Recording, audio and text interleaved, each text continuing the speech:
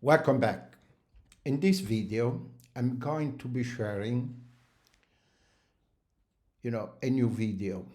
And it's about a question that someone can ask himself why I'm not able to improve my English.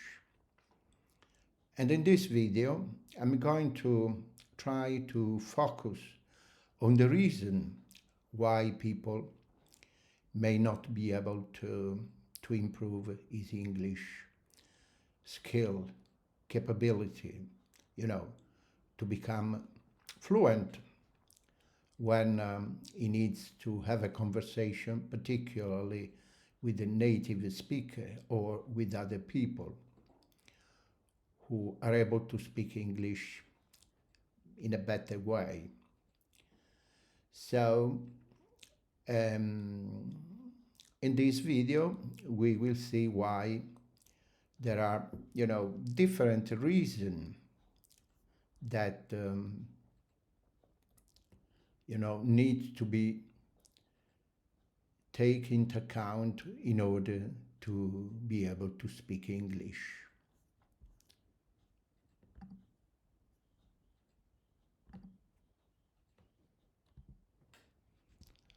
Okay, if you do one of the things that I'm about to tell you, you will probably not improve your English. And this is, the reason why you are not able to improve your English. The first one that, I see a lot is apologizing for your English level. There is no need to apologize at all for your level of English. If you do this, you demonstrate not to be confident in your ability, and also you are highlighting your mistakes to other people. So they will notice your mistake more because you have said, my English not good. I'm really sorry. It's better to say, I'm still learning English. Could you speak slowly, please?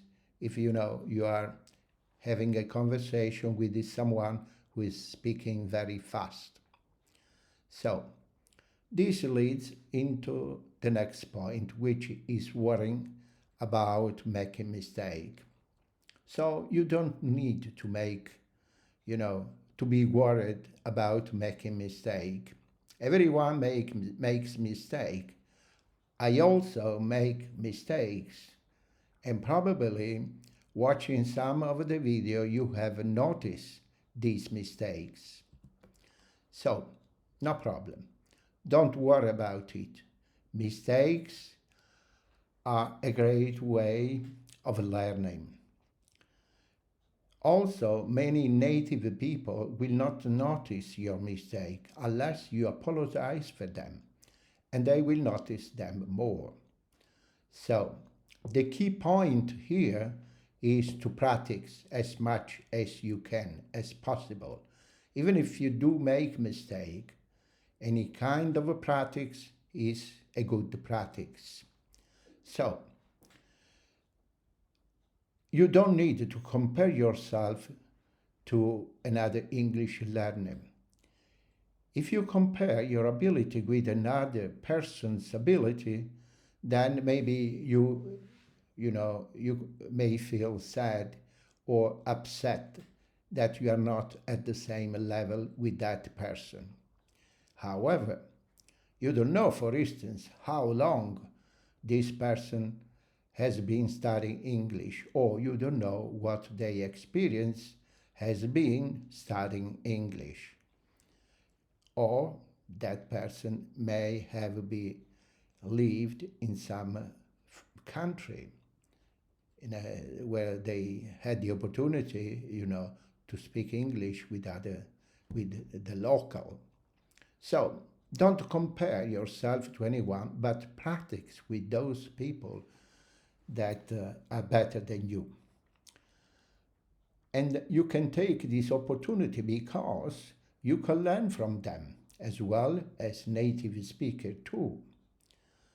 So you should only compare your ability with your ability, you know, last week, last month, last year. So you need to check your progress against your previous progress, not anyone else. Also, many people focus too much on grammar. When they speak, they are worried because they think that they are going to make some grammar mistake. It is not necessary to worry about grammatical structure at all, or, all the time. Being able to speak grammatically correct English is very useful and also important.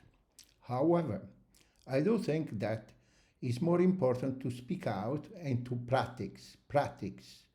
So just naturally try to speak out and don't worry about grammatical structure too much because this will stop you from improving your grammar. So, to be honest, I try to help people improve their ability to communicate in English, and this is the reason why, you know, I'm this YouTube channel. The main purpose is to help people to improve their communication skills in English. And as you can see, I'm not really focusing on grammatical structure per se. I want to be able to use them in a conversational context, not memorize the grammatical structure. Of course, I understand that many people rely on translation. For example, they translate in their mind first and then speak English, or translating using, in some occasion, Google, for example. This can help, people with learning. However, I would avoid this at all cost when you are trying to practice speaking English.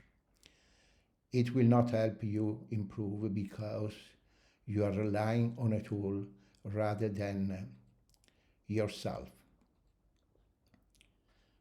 The key point here is consistency, and it's very important. Consistency is very important when you learn something. If you are not consistently doing something to improve, how can you expect to improve?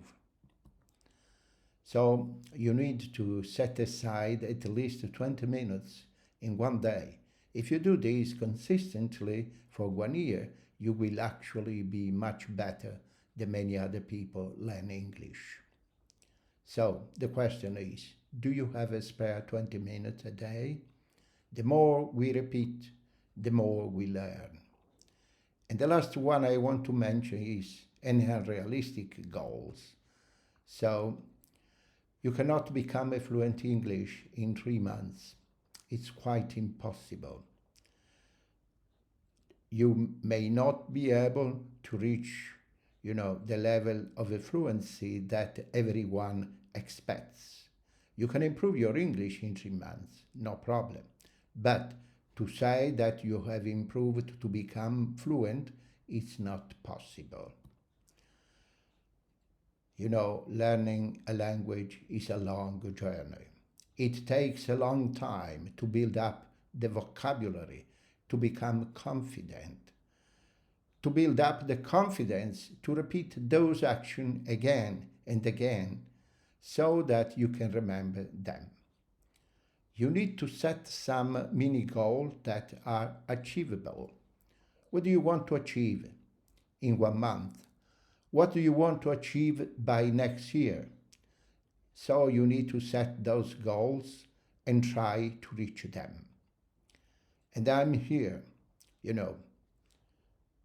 for instance, in my English language conversation classroom to help to improve as much as possible because I know that all the people who join me in the English conversation course, will become a confident speaker.